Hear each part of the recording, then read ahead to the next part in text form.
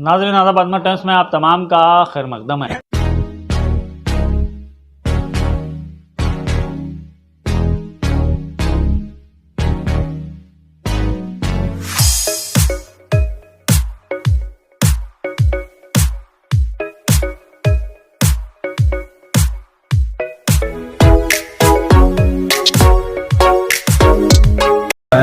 इस बार का हज 2023 जो है माशाल्लाह बहुत अच्छी तरह से गुजरा।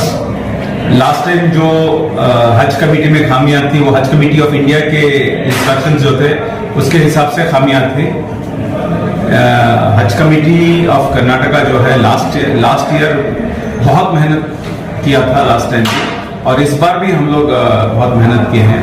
लास्ट हज कमेटी में सारे मेंबरान सब मिलके काम किया हज कमेटी में, लेकिन लास्ट टाइम जो है जो सूटकेस का मसला था और जो फ्लाइट का शेड्यूल था, एक दिन में 500 कैपेसिटी के 3 फ्लाइट जब आए तो हमारे हजमों की कैपेसिटी सिर्फ 600 लोगों की है, उसमें हम लोग 1500 लोग या 2000 लोगों को रखना बहुत मुश्किल था, उनके रिश्तेदार को रखना बहुत मुश्किल था। तो ये मसला था, वरना हम पहली बार भी तैयार थे, इस बार भी तैयार थे।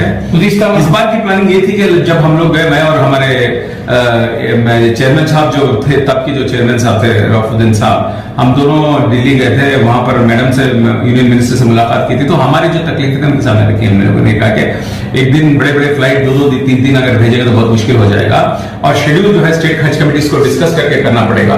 और ये सूटकेसेस का जो मसला था, जो हाजी हैं उनको मेजरमेंट दे दो, जो उसको पसंद है वो सूटकेस लेके आएगा, तो इसमें रोक टोक लगाना है। और जो सिम कार्ड है, सिम कार्ड का भी मसला था कि वहां जा रहे हैं सिम कार्ड नहीं काम कर रहा है, तो मैंने कहा कि हाजी जो भी यहाँ से लेके आता है अपना सिम कार्ड लेके आने को बोल के। तो ये जो चेंजेस थे उस चेंजेस में बहुत यहाँ पर प्लानिंग जो होती है वो हज कमेटी ऑफ इंडिया से होती है, ये प्लानिंग हमारे से नहीं होती है, क्योंकि है ना हम लोग हमारे से इनपुट लेते हैं लोग। जो हज कैंप होता है तो हर साल हज कैंप के बाद एक मीटिंग होती है, तो हर टाइम 4 साल से हम बताते आ रहे हैं कि एक दिन में आप बड़े फ्लाइट एक ही दिन में 3 या 4 मत देना, हमको जो है एटलीस्ट दिन में 1 फ्लाइट या मैक्सिमम 2 फ्लाइट अगर देंगे तो हम यहाँ पर मैनेज कर सकते हैं। और दूसरी बात ये थी कि जो बैंगलोर के, जो कर्नाटका के 4 एम्बार्केशन पॉइंट्स हैं, वो एम्बार्केशन पॉइंट्स बैंगलोर का ही, लास्ट टाइम तो एक ही एम्बार्केशन पॉइंट था। तो जो हाजी हैदराबाद से जाने वाले थे, जो गोवा से जाने वाले थे, और जो मंगलुरु से जाने वाले थे, सारे हाजी बैंगलोर से जाना पड़ा। तो उसको पूरा जो तकलीफ थी वो हम लोगों को उठाना पड़ा।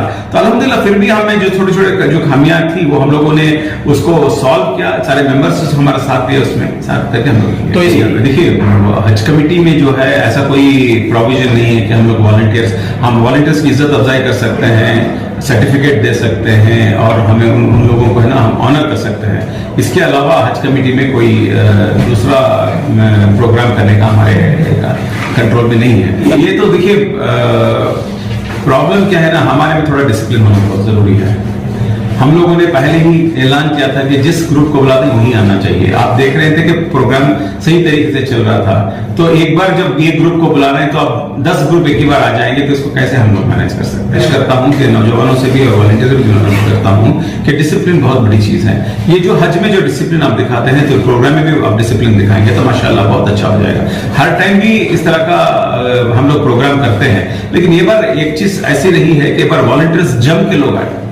पिछली बार इतने वॉलंटियर्स नहीं आए थे, एक बार जम के बहुत सारे लोग आए, पूरे 750 जो वॉलंटियर्स थे सब है। उसका तो मैं